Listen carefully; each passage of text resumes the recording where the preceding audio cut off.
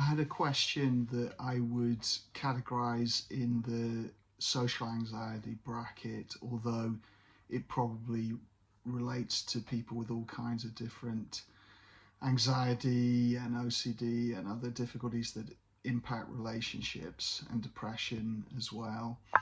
The question was how to not get bothered by people judging us negatively or people making fun of us in real time.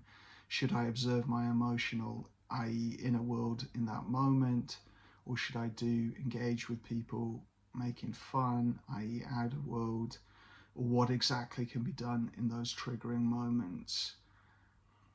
And I can't give one blanket answer, obviously, for this because it's going to really depend on the situation, but I can give some ideas. It's really going to depend on the severity. There are situations where people are in friendships or relationships that really are abusive or bullying, and in those situations we need to try and find allies and try to cultivate other friendships and move away from those difficult people, and if it's possible to raise the issues, i.e. in work or school, university, dependent, with other supported people if possible. But leaving aside that, so imagining that it's not that, um, then there are things we can use with skills.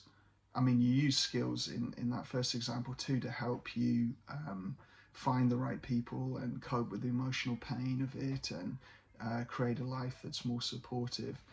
But yeah, imagining that it's not as severe as that, but then there can be levels of severity as well. So there can be friendships that do get a bit toxic and people are a bit mean, and humor is a difficult thing to get it at the right level. And so I guess there's one scenario like this where you see often people with anxiety and OCD and things like this can be more submissive socially and might do a lot of self-deprecation humor, so humor at our own expense, sort of making fun. And we could be with people who are more what sometimes is called snipers, so they do jokes at people that often are funny, often well meant, often don't indicate that they really think negatively about the person. At the same time, there's a borderline there where it can be quite hurtful and difficult. And you often see that pattern of self-deprecation and snipers. And I've found myself in those dynamics many times in my life.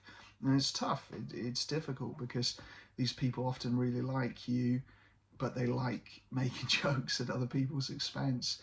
And so you want to kind of get a balance right in a friendship where there is humor going all directions. So it's not just targeted at one person and one person mocking themselves.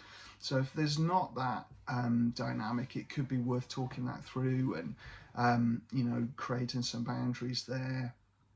That could be quite severe. Some friendships, especially in my culture, male friendship the love language can be abuse, so people can really be quite mean to their friends, and it's understood as like their way of showing affection. And if that's really understood and everyone's on the same page and there's a lot of warmth and love there as well, a lot of positive um, regard, and people are also saying very positive things, that might be okay. But so I guess what I'm saying is we have to look at the dynamics and how much humor is flowing which way, how mean are the jokes, how much is it going for things that we really do feel very insecure and painful about versus it's lighter and there's a flow, and it can be worth talking these things through if it does feel unfair. So there can be behavioral responses to these difficulties where we're trying to implement assertiveness. And you could see on this channel there's an interpersonal and relationship playlist that gives some of my ideas on how to be assertive. If we're in a situation where actually it's quite a flow of humor and everyone's nice to each other a lot of the time, and then there's jokes at each other's expenses, and maybe sometimes it overshoots, but it's not really extreme and unbalanced. in that situation, we can choose, whether we're using our skills internally, like the person in the question asked, or our focus is external. And so you can, I think we should be using our act skills interpersonally always. So if someone says a joke that's hurtful to me, my initial reaction typically is to acknowledge the pain, the embarrassment, the sadness, the hurt, so sadness and anger, different emotions. So I'm noticing those, and then I'm deciding, like, is this person just overshooting? Is it like I'm just a bit more sensitive today? Is there something that's behind the joke, right? People cloak their real opinions in humor a lot, and sometimes it's a defense against being honest about what's going on. So you can use your skills to sort of acknowledge that. If it's a flow of banter and it's just they've said something that hurts a little bit, you can decide your response. You can decide, do you joke back? Do you find a way to turn the joke back on them? Do you make a jokeful acknowledgement that was quite painful, and just sort of make, in a playful way, make it clear that it hurts? Or do you pause actually and allow some silence to show actually that was too far and too much? Or do we actually assertively challenge them and say, I can take a joke, but this is quite a hurtful thing to joke about, and really, I value your friendship, and I want us to be closer, and this is disconnecting us, and it's actually quite hurtful to me. So there could be ways that we have to raise it with empathy and challenge, and you can look at the interpersonal skills for how you might do that.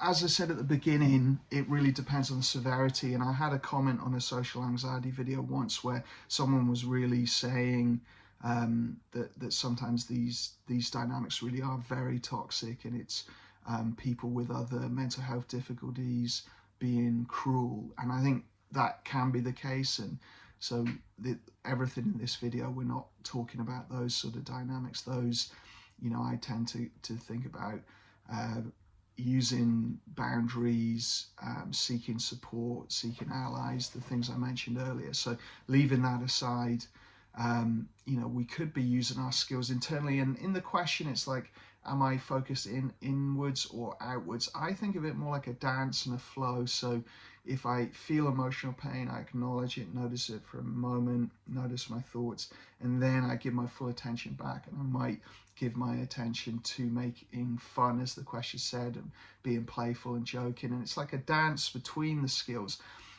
You can only do so much in your brain at one time. Our brain only has so much cognitive processing, and that's why it's very hard to do complex tasks in parallel, and really you're task switching, and certain degrees of complexity you can't listen to two films at exactly the same time and take in all the information from both movies. You could potentially toggle back and forth, but you can't do that. So really this is a complex thing where we are mentalizing, we're understanding the other person's mind and their thoughts and feelings, and we're mentalizing for ourselves, understanding our own thoughts and feelings. There might be multiple people, we're making sense of an emotional reaction, and we are expressing ourselves. So there's a lot of complex things going on. So rather than like a choice of one or the other, it's more like a dance, and whatever is strongest in that moment, you're working with it. It also makes me think about rejection sensitive dysphoria, which is often talked about with ADHD now. And if we are vulnerable to rejection sensitive dysphoria, we might feel things more painfully. You might have friends that really can take a lot of abuse, friendly, playful abuse, jokes really at their expense, and it really does wash over them, and they're not prone to rejection sensitive dysphoria, and they often have higher self-esteem, and they've had a culture of that all their life. Maybe their dad showed his affection by slagging them off, or there's like a long association with that being okay.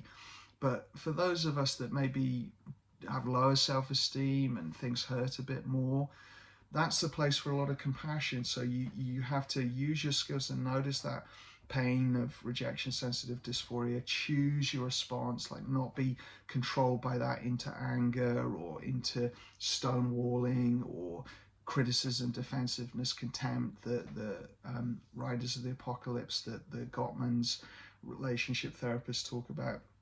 So we can sort of urge surf that and choose our response.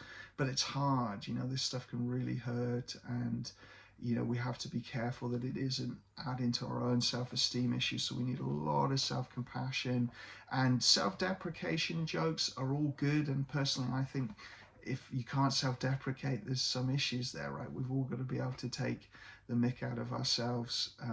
But if it's only self-deprecation, that can erode your self-confidence and self-esteem, and you start to believe that other people think what you're saying, and they think you're a bit of an idiot. And so it's all about balance, right? It's the balance of like jokes at others' expense, jokes at our expense. Sometimes these aren't things to joke about.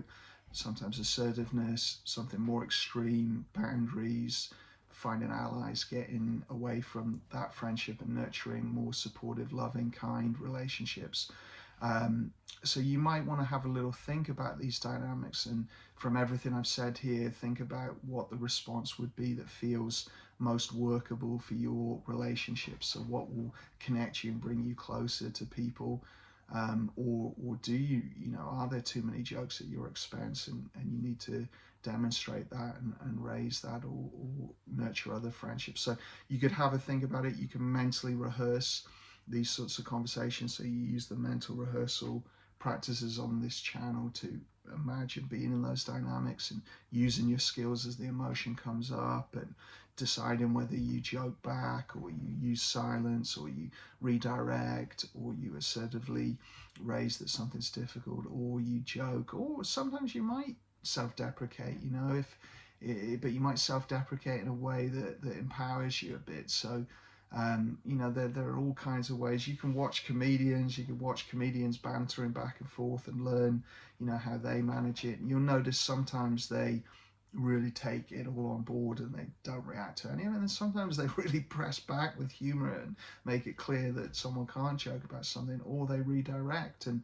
they do that. So you can learn from people or friends who are particularly good at this. You might have friends that are very good with humor and banter within social groups, and like if you haven't learned those skills, we have to learn them somehow.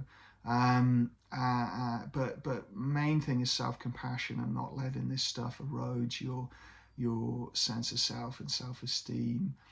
So we want to build up that compassionate response that says, yeah, I'm lovable. Like, I might be flawed. I might have things I've done that are embarrassing, or I might not be as good at this or that, or, I might have said the wrong thing, or whatever, but I'm human.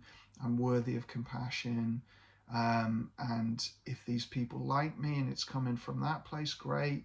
If they don't, or they are very malicious, or they're antagonistic and confrontational and abusive, then yeah, I deserve better than this. So let's go and find some kind, supportive people.